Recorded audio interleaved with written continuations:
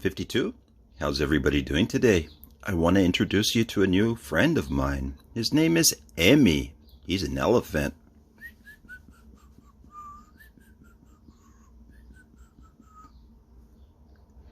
Hello! How are you guys today? Well, the book we're going to read is Anansi and His Children, retold by Bunny Dapkin, illustrated by Mayur Saikia. It's a great story. Pay attention. Hope you like it. See you later. Anansi and His Children. Ooh, it's a book about a big spider. Far, far away in the land of the Ashanti, there once lived a most marvelous creature. His name was Anansi, and he was a spider. Some said Anansi was wise. After all, he had lived a long time and was great friends with Nyami, the god of all things. Some said Anansi was clever. After all, he could weave marvelous webs and spin magical stories. Some said Anansi was a mischief maker. After all, he loved to play tricks on both enemies and friends, and sometimes on his own family. Truth was, Anansi was all of these things.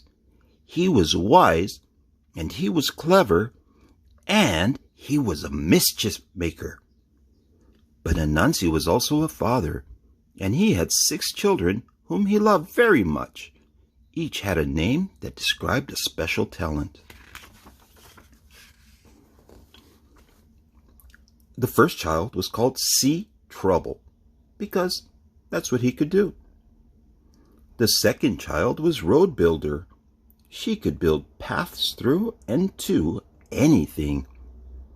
The third child was River Drinker. He could drain a river down to its rocky bottom. The fourth child was Game Skinner. No matter what animal he fought, he won.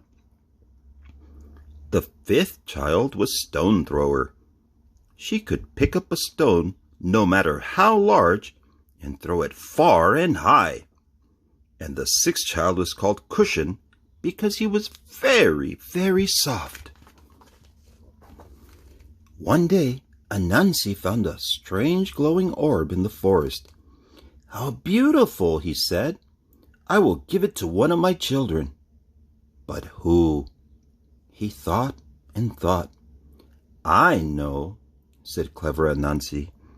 "I will go far away, and my children will think I'm lost. Whoever loves me the most will come to find me, and that child will receive the orb." So Anansi set off, but before he had gone far, wind came rushing across the plains. He picked Anansi up and spun him through the air, with all his 8 legs twirling. "Ho, ho, Anansi," said Wind. "It's time somebody played a trick on you." Wind took Anansi across the plains, through a forest, and over a mountain. Then he dropped Anansi by the side of a river. "Goodbye, Anansi." "Ha, ha, ha, ha, ha, ha," laughed Wind. "Have a nice walk home." But Anansi was very dizzy from the spinning and twirling. Before he knew it, he tumbled into the river. "Oh no," said Anansi, rowing with all his 8 legs to get back to shore.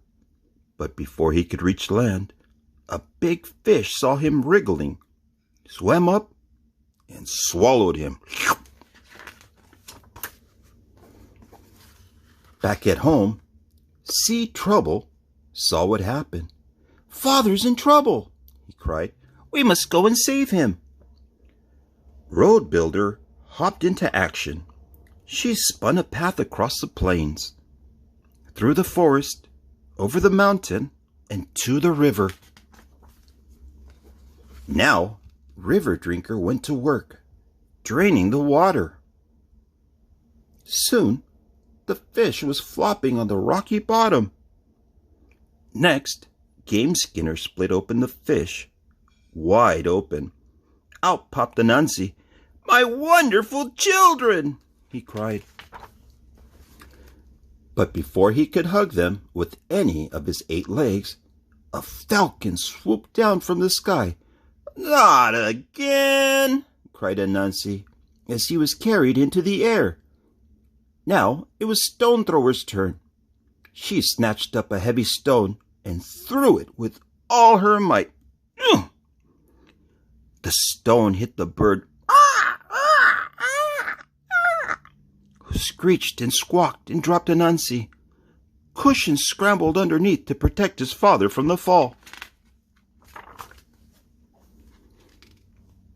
What a happy tangle there was as Anansi hugged his children with all his 8 legs. But then Anansi realized he had a problem. Whom would he give the orb to? He called out to Nyami, the god of all things. "Help me, Nyami. Whom shall I choose, after all?" Sea Drubble saw my danger and called for help. Road Builder brought my children to me. River Drinker drained the river that hid me. Game Skinner opened the fish that swallowed me. Stone Thrower saved me from that bird's claws. And Cushion caught me when I fell. Wise Nyami answered, "Then all your children deserve the treasure. Give the orb to me. I will place it in the sky for all of them to enjoy."